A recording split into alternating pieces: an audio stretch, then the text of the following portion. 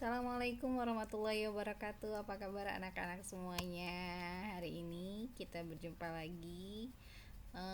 Hari ini ibu akan memberikan pembelajaran tentang nilai-nilai yang terkandung dalam sila Pancasila.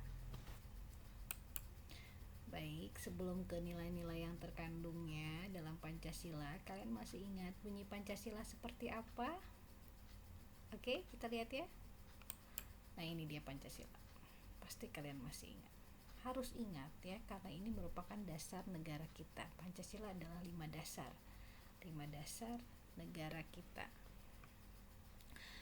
Baik anak-anak, perhatikan ini nilai-nilai yang terkandung dalam Pancasila. Sila pertama. Apa saja nilai-nilai yang terkandung dalam sila ketuhanan yang Maha Esa? Ketuhanan yang Maha Esa dilambangkan dengan bintang emas seperti ini ya. Nilai-nilai yang terkandungnya apa saja? 1. Takwa terhadap Tuhan yang Maha Esa. Yang kedua, toleransi dan penghormatan kepada agama atau kepercayaan lain. Yang ketiga, kerukunan antar umat beragama ya. Nah, ini adalah contoh pengamalan nilai-nilai sila pertama Pancasila. Takwa terhadap Tuhan yang Maha Esa bisa kalian laksanakan dengan melaksanakan ibadah sesuai dengan agama kalian masing-masing. Selain beribadah juga kalian harus mengikuti semua ajaran atau perintah agama kalian ya. Kemudian apalagi? Kalian juga harus bersyukur atas nikmat Tuhan, karena pada sila Pancasila kita mengakui bahwa Indonesia berdasarkan ketuhanan yang Maha Esa. Maka seluruh rakyat Indonesia harus memiliki keyakinan terhadap Tuhan yang Maha Esa. Apapun agamanya, kalian tetap bangsa Indonesia. Perhatikan, ada agama Islam, ada agama Kristen, baik Protestan ataupun Katolik, ada Buddha, ada Hindu.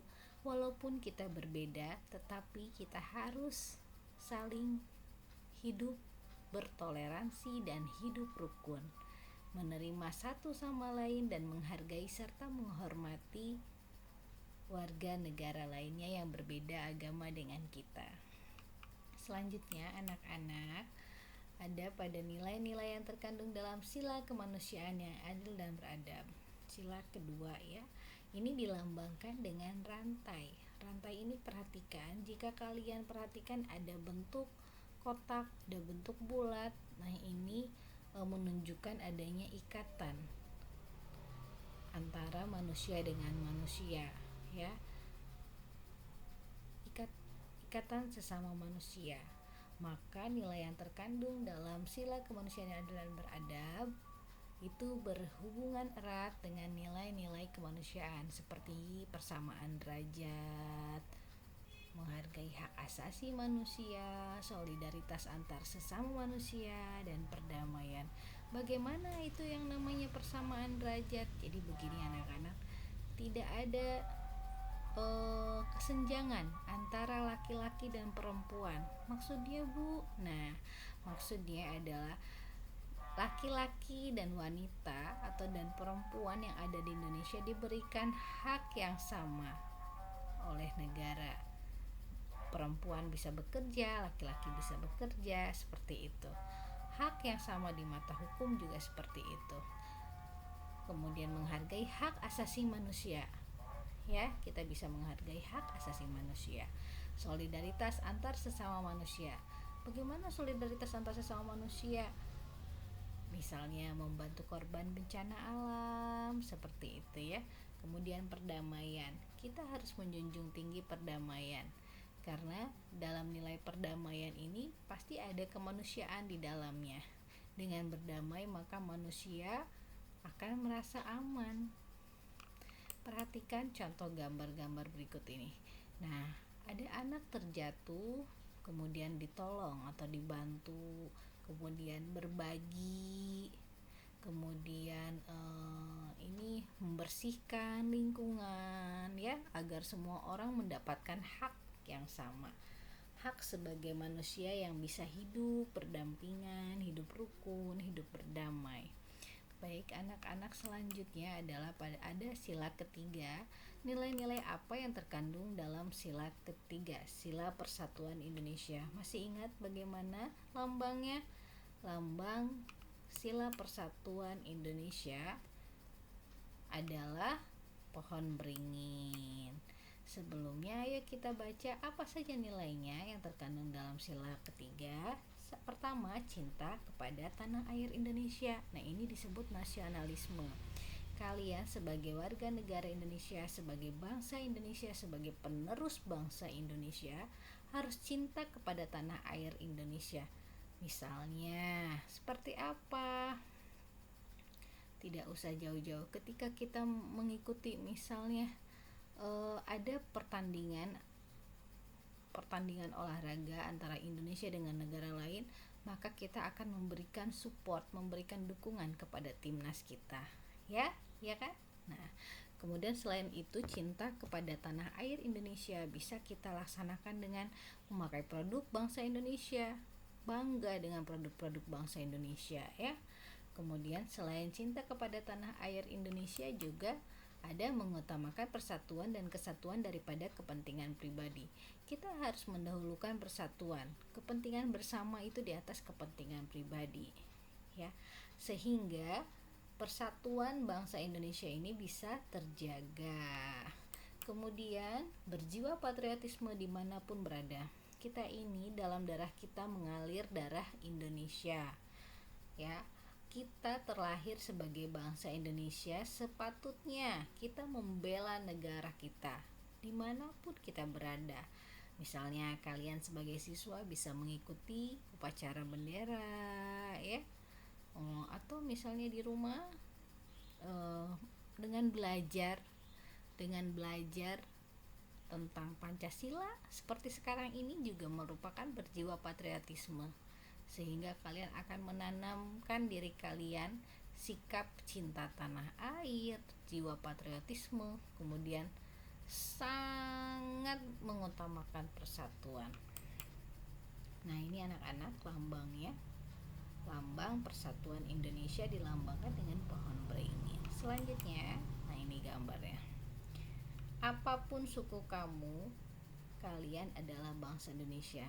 Kita akan bangga menggunakan pakaian adat mana saja, karena pakaian adat merupakan produk bangsa Indonesia. Kalian ingat apa produk yang paling terkenal dari bangsa Indonesia? Batik. Nah, kita harus bangga menggunakan batik. Nah, ini contoh pengamalan sila ketiga Pancasila.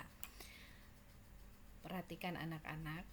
Nah, ini merupakan salah satu contoh betapa kita sangat mencintai Indonesia dengan bangga menggunakan busana atau pakaian adat dari daerah kita masing-masing. Selain itu, nah, apapun pekerjaanmu, apapun profesimu, atau apapun agamamu, ayo kita bersatu. Kita adalah bangsa Indonesia.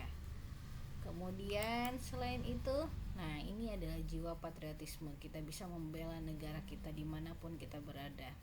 Kita akan korbankan darah kita.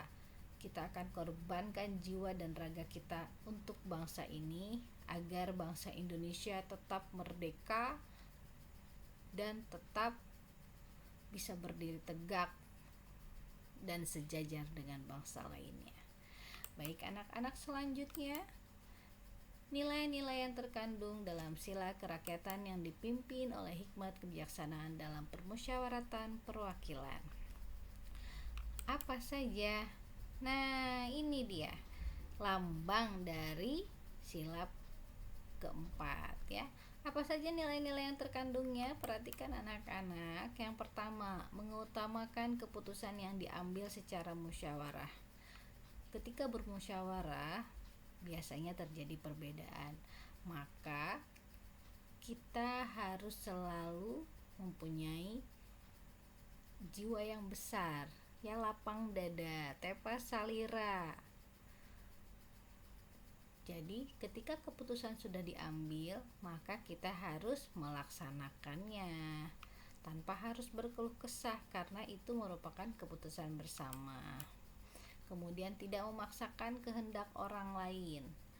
Tidak memaksakan kehendak orang lain. Jika orang lain berbeda dengan kita, pendapat mereka berbeda dengan kita, maka itu hak mereka. Kita akan selesaikan dengan cara bermusyawarah. Kemudian melaksanakan musyawarah untuk mufakat. Selanjutnya, menghormati dan menjunjung tinggi hasil musyawarah. Menghormati dan menjunjung tinggi hasil musyawarah. Suka atau tidak suka, kita harus terima hasil musyawarah yang telah dilaksanakan secara ikhlas dan lapang dada. Ini contoh pengamalan sila keempat Pancasila. Perhatikan. Nah, ini ada orang-orang sedang bermusyawarah untuk mengambil suatu keputusan. Kemudian yang lain mendengarkan. Nah, ini ada demokrasi ya, pemilu, pemilihan umum. Ini memilih anggota perwakilan. Kemudian, nah ini kalau di sekolah kalian biasa lakukan ini, diskusi kelompok untuk memecahkan suatu masalah. Selanjutnya, sila kelima, nilai-nilai yang terkandung dalam sila keadilan sosial bagi seluruh rakyat Indonesia. Sila kelima ini dilambangkan dengan padi dan kapas yang merupakan lambang dari kesejahteraan masyarakat Indonesia. Perhatikan apa saja nilai-nilai yang terkandung di dalamnya. Pertama, sikap adil kepada sesama. Yang kedua, menjaga keseimbangan antara hak dan kewajiban. Yang ketiga, menghormati hak-hak orang lain, ikut serta dalam kegiatan gotong royong. Jadi anak-anak, sikap adil kepada sesama itu kita tidak boleh membeda-bedakan, ya. Kemudian adil terhadap sesama itu adil secara di mata hukum atau dimanapun itu harus adil. Kemudian menjaga keseimbangan antara hak dan kewajiban. Kita tidak bisa hanya meminta mana hak saya, apa hak saya, selalu menuntut hak, tetapi kita harus juga menyeimbangkannya dengan menjalankan kewajiban kita, terutama sebagai warga negara. Apa saja kewajiban kita? Maka dari hak dan kewajiban yang dijalankan seimbang, maka kehidupan kita akan lebih stabil ya, lebih baik. Kemudian menghormati hak-hak orang lain, ikut serta dalam kegiatan gotong royong. Jadi kita tidak boleh misalnya begini, menghormati hak-hak orang lain seperti apa? Orang lain mempunyai hak untuk hidup damai, tapi kalian misalnya di rumah mendengarkan musik terlalu kencang sehingga mengganggu orang lain. Nah, itu tidak boleh karena tidak menghormati. Harusnya kita menghormati hak orang lain ya. Kemudian ikut serta bergotong royong ketika misalnya di tempat kalian ada kegiatan gotong royong, atau misal di sekolah ada kegiatan piket, membersihkan kelas, membersihkan sekolah, ikuti. Itu merupakan kegiatan gotong royong. Ingat, gotong royong merupakan tradisi bangsa Indonesia. Oke anak-anak, sampai sini jangan lupa dibaca lagi bukunya.